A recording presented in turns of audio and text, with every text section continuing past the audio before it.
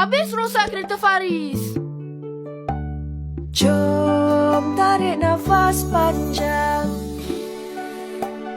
Jom duduk dan bertenang. Sabarlah bila marah, pasti Allah sayang. Kenapa, Dul? Ini nih, Abdul bingung. Loh, kemarin kan nilai kuis kamu 100, Dul. Iya. Kemarin itu Abdul salin jawabannya dari internet. Oh, jadi kemarin nilai 100 itu hasil copy paste. Itu namanya curang, Dul. Abdul begitu pasti karena nggak ngerti sama pelajarannya kan? Jujur itu membuat hati tenang. Ya, Nusa. Sebaliknya, kalau kita curang, bikin hati jadi gelisah.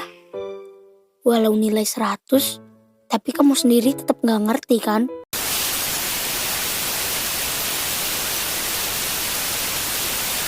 Assalamualaikum warahmatullahi wabarakatuh.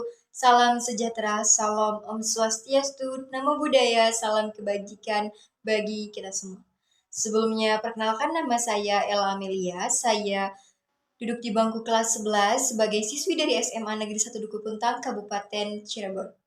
Di sini saya akan membahas tentang pemahaman akhlak sebagai pondasi utama. Yang pertama, memahami pengertian akhlak dalam kehidupan sehari-hari. Akhlak tentunya sangat penting dalam kehidupan sehari-hari untuk aktivitas seorang manusia. Karena akhlak sebagai kunci utama, sebagai pondasi utama dalam melakukan suatu hubungan atau menjalin suatu hubungan apapun. Akhlak sangat diperlukan untuk kita semua agar kita bisa hidup dengan damai, hidup dengan harmonis bersama dengan para tetangga-tetangga kita atau saudara-saudara kita. Karena kita dapat menjalin hubungan yang positif dan juga konstruktif. Yang kedua, kita akan mempelajari tentang sifat-sifat terpuji atau akhlak yang mulia dan juga sifat-sifat tercela, akhlak yang kurang baik. Yang pertama, sifat terpuji, salah satunya adalah berkata jujur, pemaaf, sabar, rendah hati. Hal inilah atau sikap inilah yang harus kita pelajari, yang harus kita lakukan, yang harus kita amalkan dalam kehidupan kita sehari-hari. Karena akan memberikan dampak yang sangat banyak sekali, entah itu untuk ketenangan hati, kita tidak memikirkan banyak sekali perkataan-perkataan bohong kita, dan kita akan selalu merasakan kedamaian hati bagi kita sendiri. Yang kedua adalah akhlak tercela atau akhlak yang kurang baik, atau bisa dikatakan juga dengan akhlak yang buruk. Jadi teman-teman harus menghindari. Jadi yang pertama ada sombong, iri dengki, dan juga ghibah. Saya akan fokuskan kepada dua hal, yaitu sombong dan juga iri dengki. Sombong salah satunya adalah kita memamerkan suatu barang kita. Kita harus berpikir bahwa barang ini akan memberikan banyak sekali dampak untuk teman-teman ataupun tidak. Tapi harus teman-teman perhatikan adalah satu, teman-teman berpikir dampaknya ini akan baik, positif, atau negatif. Jadi yang kedua ada iri dengki, yang dimana saya akan mencontohkan tentang pencapaian kita dengan orang lain. Ketika pencapaian orang lain lebih besar atau lebih tinggi dari diri kita sendiri, kita di sini teman-teman sudah di atas sana atau bahkan mungkin jauh sekali tinggi di atas. Kuncinya adalah kita tidak usah melihat orang lain, tetapi kita harus fokus kepada diri kita sendiri untuk melakukan perbaikan. Karena setiap manusia pasti ada porsinya masing-masing untuk mencapai di titik kesuksesannya, seperti itu. Yang ketiga, kita menerapkan sifat-sifat terpuji atau akhlak yang mulia dalam kehidupan sehari-hari. Seperti perkataan saya yang sebelumnya, yang pertama, berkata jujur atau benar ketika kita sedang berbicara.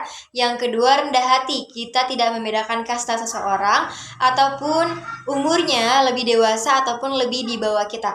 Yang ketiga, sabar. Kita harus sabar dalam menghadapi masalah atau ujian di kehidupan kita. Jangan langsung marah-marah ataupun yang lainnya. Yang keempat adalah menghormati seseorang yang ketika memberikan pendapat atau idenya, kita hendaknya mendengarkan terlebih dahulu. Ketika kita tidak setuju terhadap suatu hal ini, kita harus berargumen atau beralasan dengan alasan yang kuat bahwa kita menolak hal tersebut. Dan Selanjutnya, kita tidak boleh berbicara dengan nada yang lebih tinggi ataupun membentak kepada seseorang, entah itu yang lebih dewasa ataupun lebih muda. Dan kita hendaknya langsung memaafkan seseorang yang telah berbuat kesalahan. Memang rasa sakitnya itu tidak bisa langsung hilang, tapi percayalah ketika kita memaafkan seseorang itu, kita akan hidup dengan tenang. Oke, yang terakhir adalah kita harus menjauhi sikap-sikap tercela atau sikap yang kurang baik ataupun buruk, dan kita harus tahu bagaimana cara memperbaikinya. Yang pertama, sikap sombong. Kita memang harus mensyukuri nikmat-nikmat dari yang di atas, tetapi tidak usah memamerkan kepada orang lain, seperti dampak yang saya jelaskan tadi di awal. Dan yang kedua ada sifat iri dengki, seperti tadi juga pencapaian. Kita tidak usah melihat orang lain, tapi kita harus fokus ke diri kita sendiri. Kita fokus untuk memperbaikinya, untuk memperbaiki value dari diri kita sendiri agar meningkat. Dan yang terakhir adalah gibah. Gibah ini membicarakan seseorang tentang perilaku buruknya. Jadi tidak boleh teman-teman, karena dalam Islam pun sudah dijelaskan bahwa gibah ini seperti memakan bangkai daging dari saudaranya sendiri yang membusuk. Tentu tidak mau kan? Dan juga jangan salah perspektif dari awal ketika kita mendengar sesuatu dari teman ataupun saudara kita, sahabat kita, ketika kita tidak mendengar atau melihat secara langsung kejadiannya, jangan langsung mengambil fakta bahwa oh ini kayak gini, kayak gitu, tidak boleh. Jadi kita harus melihat dari sudut pandang kita sendiri, kita harus menelaah ini valid atau tidak, seperti itu, agar tidak terjadi kesalahpahaman, teman-teman. Teman-teman, video sudah sampai saat ini.